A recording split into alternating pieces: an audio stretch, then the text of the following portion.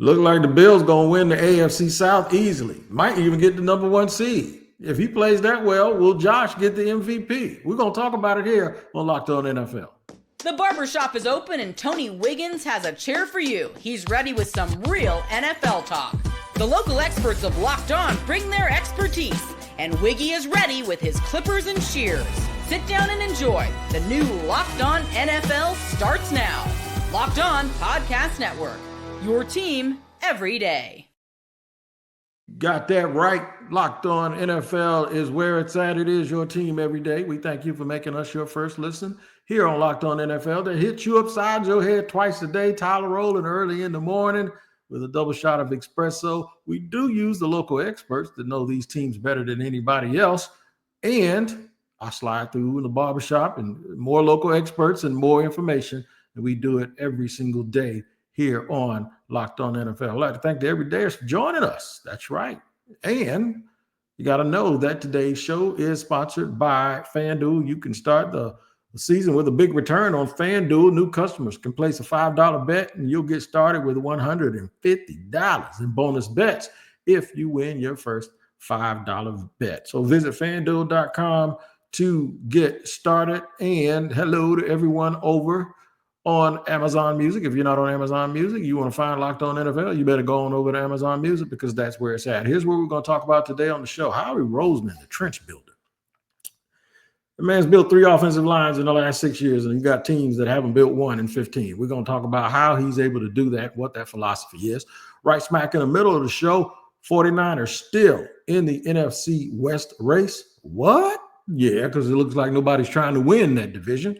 And Josh Allen enters the MVP race, and some people think he can win it.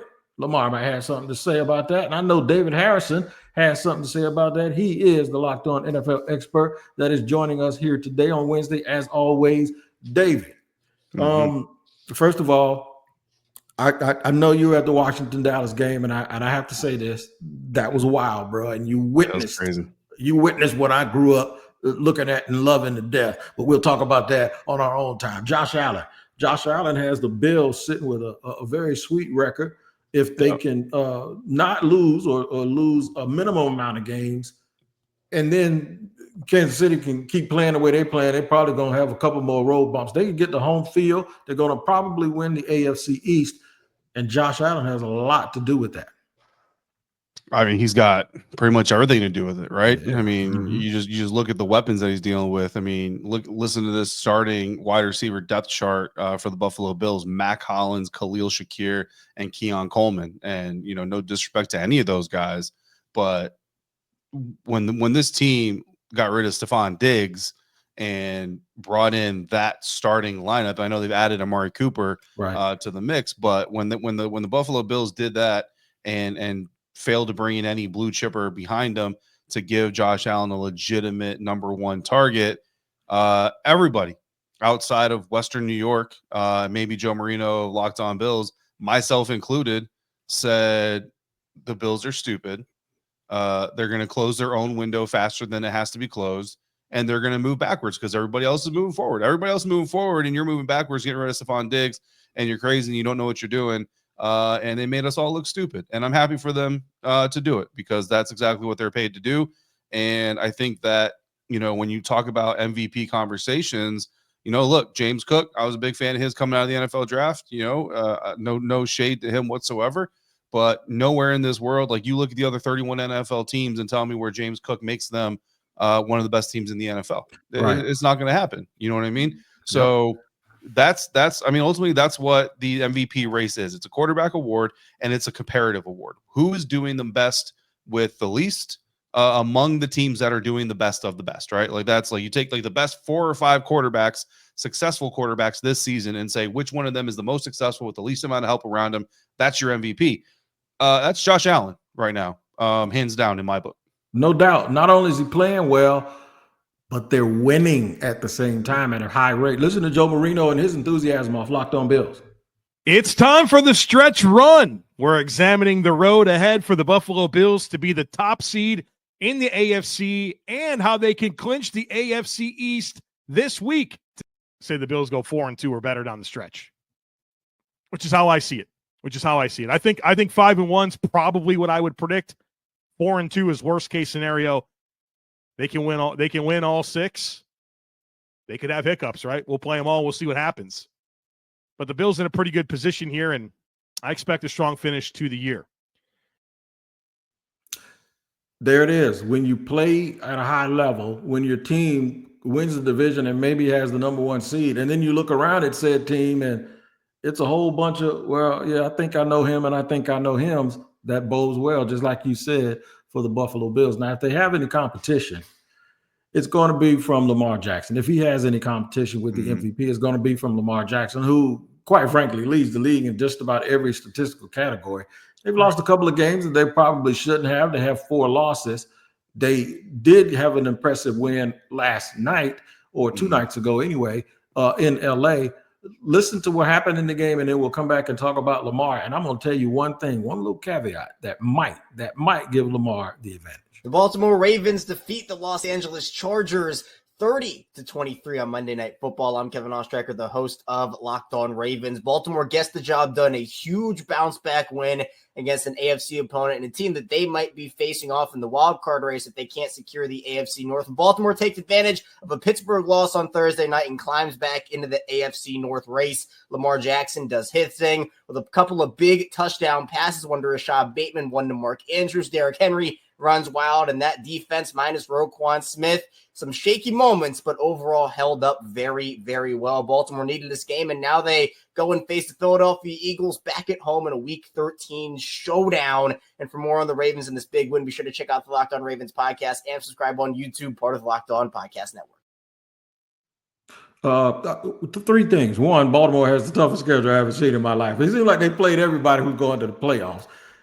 2 is Lamar has won MVPs before, but somehow he's better this year, so it almost seems like he's going to win it. That's not the thing, though. They have a head-to-head game, and Lamar crushed it in front of national TV. So that side-by-side, one of the Bills' losses, a very bad loss to Baltimore, and Lamar Jackson played lights out. That's true. That's true.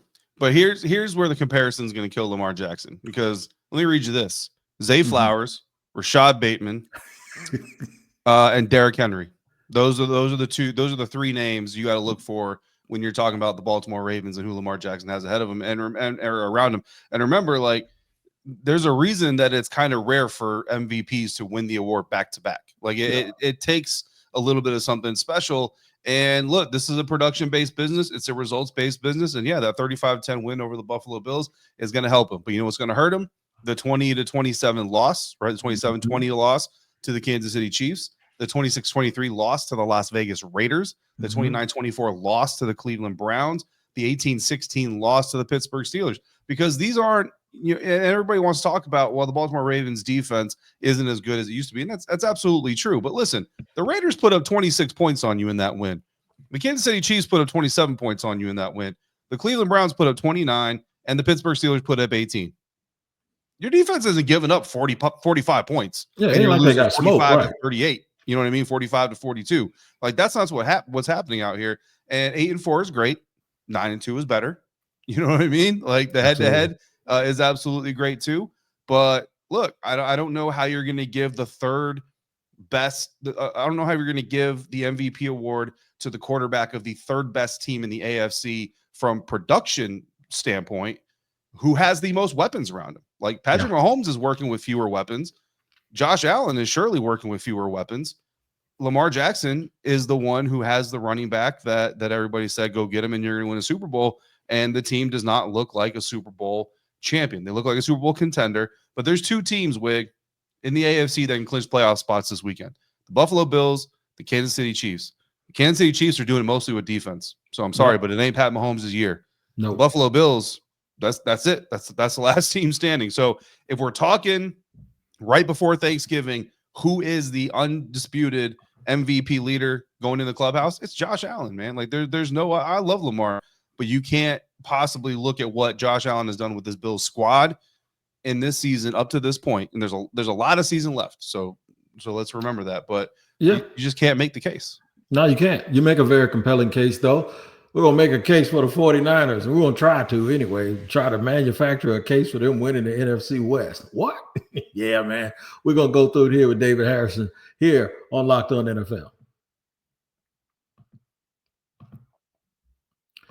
Today's show is sponsored and brought to you by Skylight. Now, listen, man, memories are made to be captured. Some of them are made to be shared. There's a chance that you'll have family members who won't be able to celebrate with you over the holidays. I've been through that. I've been in the military. David Harrison has been in the military. We know what it's like to miss those holidays. Here's the goal, man. The goal is for consumers of Skylight to have all-in-one touchscreen digital picture frame that allows you to share photos with your loved ones almost instantly from anywhere in the world. Maybe gift giving isn't your love language. You overthink it and it winds up with something that people don't like or nothing at all. If you come home from a big family, it could be hard and expensive to buy each one a personal gift for the holidays. This would be a great, great gift.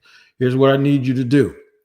As a special limited time offer for our listeners, get $20 off your purchase of a Skylight frame when you go to skylightframe.com/NFL. That's skylightframe.com/NFL. Get $20 off your purchase now at skylightframe.com/NFL. Today's show is also brought to you and sponsored by our friends over at FanDuel. Get ready to tackle the NFL action this weekend with FanDuel, which is America's #1 sportsbook. Because right now, new customers can bet $5, get $150 in bonus bets if you win. The FanDuel Sportsbook app gives you everything you need to place live bets on the NFL all in one place. So when you get a hunch in the middle of the game, you can check out the latest stats, view live play-by-play, and so much more on the same page where you place your bets. Just visit FanDuel.com to join today.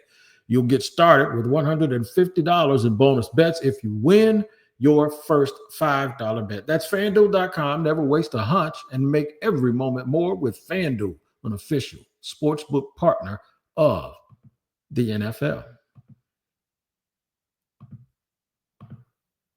David Harrison joining me here on Locked On NFL up in the barbershop. Man, we just talking some good talk here, talking about football. I've been watching the 49ers, and I know they've been banged up. I want to give them mulligans. I want to say, okay, man, look, you can't keep winning forever, especially when you lose this guy and you lose that guy.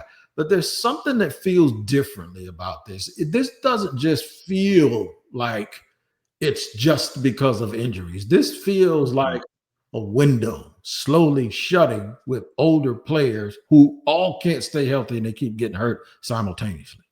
Yeah, man. I mean, there's more going on with the 49ers than just they have a banged up roster. Like there's just something internally that is happening on this team. Look, I know he gets a lot of hate. Some of it deserved, but Grant Cohn, who covers the 49ers for the Sports Illustrated site out there, he kind of broke it down. He talked about, mismanaging the Brandon Ayuk situation. You got one of your star players out here causing all kinds of chaos and havoc in the public eye, taking off shorts in the middle of practice in public view of the media and all this other stuff. You got Deebo Samuel out here choking out your special teams unit. It's a different 49ers organization right now. It's just a different feel around it, like you said. And I think perhaps the biggest thing about that incident involving players going after each other is nothing was really publicly said about it. Like nothing was really ever divulged about it. And it's just kind of one of those things where you just want this organization to have a direction, and they don't seem to have a direction. And I understand that losing your starting quarterback is hard.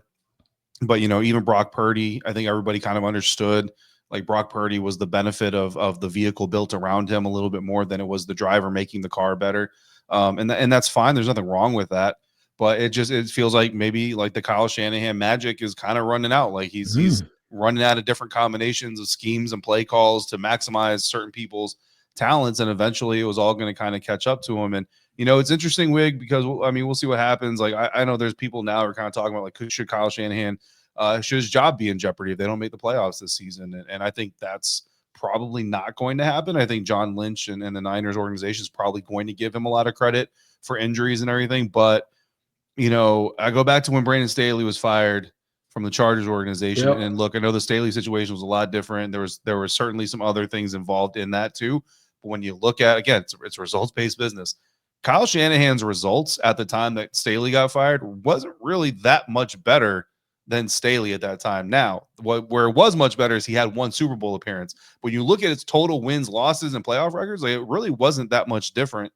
So, it's just kind of like how much benefit of the doubt. We've seen the Dallas Cowboys kind of do this for like 2-3 decades now. Like, how much benefit of the doubt do you give a staff and a brain trust for making it to the tournament over and over and over again and constantly being in that conversation, but never really getting to the top? I think that's the conversation that's starting to happen around San Francisco, but also in the locker room. Like, how much do we trust this process is going to get us where we ultimately want to go, which is putting some gold on our fingers. And you know what? I think he went to the Super Bowl twice. I think he lost both to Kansas City. But if I'm not mistaken, I think they lost to the Chiefs. Didn't they lose with Garoppolo and with Purdy, right? I don't know if they lost to the Chiefs both times. At the time that I'm talking about, they'd only been to one. They've since been to another. Okay. Yeah. And I got you. But look. Yeah, and I'm not saying Staley and Shanahan are in the same wheelhouse. No. But I get your point. I get your point. I tell you what. All of this we saying, and I agree with you 100%, there's still a chance they can win the division. Listen to the boys from Locked On 49ers. 49ers backs against the wall, mathematically not eliminated, but level of difficulty high. How the 49ers can still win the NFC West, become a playoff team, what they have to prioritize. And so you look at the 49ers who are 5-6. You got the Los Angeles Rams who are 5-6. Then you got the Cardinals who are 6-5, and you got the Seattle Seahawks who are 6-5. So you're one game. The last place team in the West is one game out of first place. Seattle Seahawks has the head-to-head against the Cardinals because they just beat them this week. So they have first place right now. The Niners split with the Seahawks, and they've lost to both the Cardinals and the Rams. And they're going to have to split with those teams at minimum if they want to even be considering what the tiebreakers would be to win the West anyway. So if we can assume a win against the Rams, and then we'll play this out to week 18 where the Niners are potentially facing the Cardinals. Then what is it? It's going to take 10 wins, right? Wouldn't that be the level that you say, okay, what's it take to get in the playoffs? It's probably going to be 10 wins, maybe 9-8. But here's the thing with 9-8 for me, Croc. Let's say the 49ers go 9-8 this year, and they lose 2 more games, win the rest out of the last 6. So they go 4-2 the rest of the way. They're 9-8. They're going to be tied with somebody. And does that mean they're going to lose the tiebreaker to whoever they're tied with? So you got to get to 10. That's my number, Croc, is 10 wins for the 49ers this season. To me, it's wild that they've had this kind of season, and they're only one game back. They can still win this thing if it plays out right. But I think you have to win a division to make the playoffs, because I think the NFC North is getting 2 teams in. And I believe Washington is still they're going to find a way to win 3 games down the stretch, and they're going to get in. So there's your 3 wild cards right there. It's got to take a division winner in both the South and the West. It shocks me, though. It just feels like they're out of it, but statistically they aren't. Yeah, I got to correct myself, actually. So it wasn't Brandon Staley I was talking about. It was actually Anthony Lynn that I was talking about. If you go through Anthony Lynn's time with the Chargers, 2017 to 2020, and you go to Kyle Shanahan's time with the Chargers, or the Niners during that same stretch, Kyle Shanahan's had seasons of 6 wins, 4 wins, 13 wins, which is when they went to the Super Bowl, and then 6 wins, and obviously is considered one of the best coaches in the league at that time. Anthony Lynn, at the same time, 9 wins, 12 wins, 5 wins, 7 wins, gets fired after that 7-win season, and has 34 total victories over the course of those seasons. Kyle Shanahan has 29 total victories. That's crazy. And I'm not saying, and again, like there's other parts that go along with it and everything else, but it just kind of shows you like this Kyle Shanahan magic. Like, yeah, it's been there, but there's also an element of any successful NFL team of catching lightning in a bottle, right? That's why the Tom Brady New England Patriots thing was so amazing. But for the 49ers to get back on track, they got to win the division. And when you look at the road they have ahead, they're about to get smacked by the Buffalo Bills. And once they get smacked by the Buffalo Bills, their chances of even making the playoffs drop to 12%. And we talked about this on a previous week's episode. This 49ers team is look, they might end up, they could possibly, because the Rams falter, the Cardinals falter, or somebody else falter, like they're not going to make the playoffs because they go grab the brass ring. Someone's going to drop the ring into their pocket. You know what I'm saying? Like that's what's going to have to happen. Let's just be honest with it. And I mean, if you're a 49ers fan, obviously if you're the 49ers, you're going to take it however you can get it. God, you're the competitor. If you're a 49ers fan, maybe you're like, there's no postseason without the 49ers in it. Got it. But you know what? Honestly, this is kind of one of those situations. We already talked about it last week. Like put some dudes on IR, man. Let them heal. Let them rest. Get ready for next week. Next year. Start evaluating your coach staff and get that 18th or better draft pick in the first round. Go get yourself some better talent in a fairly thin NFL draft class coming up in April. So the better the picks you have, the better off you're going to be. Bring your veterans who are still under contract back healthier. Bring your coaching staff back better, and bring in some better younger talent to help them, and worry about next year. But, again, that's what I'm going to say on the outside. Again, the competitor inside the building is never going to do that. So I get it. But it's just one of those things, man. Because, I look at the Bills, Rams, Dolphins, Lions, Cardinals. They lose every single one of them games. They lose every single one of them games. And the Bears, any given Sunday can happen. I don't see this team beating the Bills. Like I said, I just said they're going to get smacked. I don't think the Miami Dolphins, I don't think they can keep up with the Miami Dolphins the way their defense is playing right now. I don't think they can keep up with the Dolphins, and I don't think they're going to beat the Lions unless the Lions have already secured the number 1 seed and are going to rest their players for 2 weeks, which is not Dan Campbell's MO. So that's not going to happen. So there's at least 3 losses there, which means you're at 9, which, again, if you win the division with 9 losses, it's because somebody else dropped the ball. No doubt about it. All right, so what we're going to do in segment number 3, we're going to talk about Howie Roseman, because there's a part of the 49ers that's lacking, and it's the interior of the offensive line. That never happens in Philadelphia, because Howie Roseman, who's probably going to be the GM of the year if you ask me, or it might be Bean up in Buffalo, because both of those guys have done a fabulous job. We'll talk Howie Roseman and Bryce Young in segment 3 here on Locked On NFL. Today's show is also sponsored and brought to you by our friends over at Prize Picks, the #1 daily fantasy sports site in America. All you got to do is download the app, man, and you can start winning money. 10 million different members and billions of dollars being awarded out. You can make sure you can get a part of it by picking more or less on player stat projections, and you might win 10 times your money. All right, so the only way you can do that, you got to get started by downloading the Prize Picks app. Once you do that, make sure you enter the code Locked On NFL. That's right, Locked On NFL, to get $50 instantly after you play your first $5 lineup. I'll say it again, $50 instantly after you play your first $5 lineup. All you got to do is download the app and use the code Locked On NFL, all one word, Locked On NFL, and you'll get $50 instantly after you play your first $5 lineup. Prize Picks, run your game.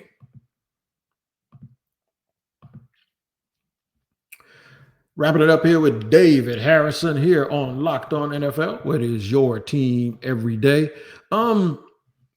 Jacksonville has had a bad offensive line, in my opinion, for over a decade. And it's the team that I cover every day. I'm looking at Dallas and their struggles with all of their star, accessories, but they don't have the trenches. And they usually had trenches for 25 years, but they don't know anymore. And I look at Philadelphia, and we were just talking about the Super Bowls in recent history, one involving the 49ers, in fact. The Eagles in 2017, when they won the Super Bowl, had what I believe were 3 first-ballot type Hall of Famers in Jason Kelce, Jason Peters, and they still have Lane Johnson.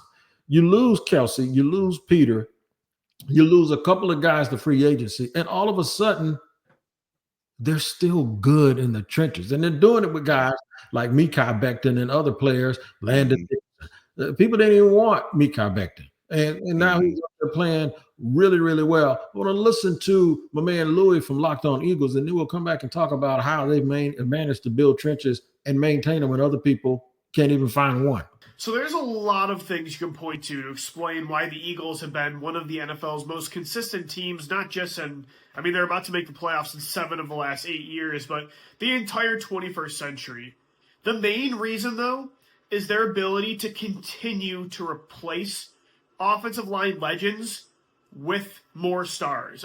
How many teams lose a Jason Peters or a Trey Thomas and then say, no worries, here's Jason Peters. Oh, you lose Jason Peters? No worries, here's Jordan Mailata. You lose the greatest center of all time in Jason Kelce, Cam Jurgens comes in and you don't skip a beat. You lose Brandon Brooks at right guard. That's okay. Here's an all-pro and Isaac Seumalo. Oh, Seumalo cashes in. Here's Mekhi Becton that will turn into a stud. And then just Lane Johnson on the right side doing what he's done now for 11 years. Their ability to replenish offensive line talent, evaluate that talent, and develop them, there's no one else in the league that's doing this. It's unbelievable.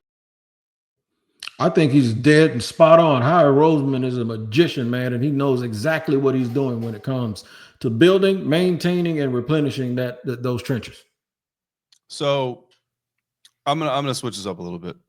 So I don't think Howie Roseman is a genius when it comes to building offensive lines. Okay. I think Howie Roseman is more so a genius when it comes to hiring the right coaches.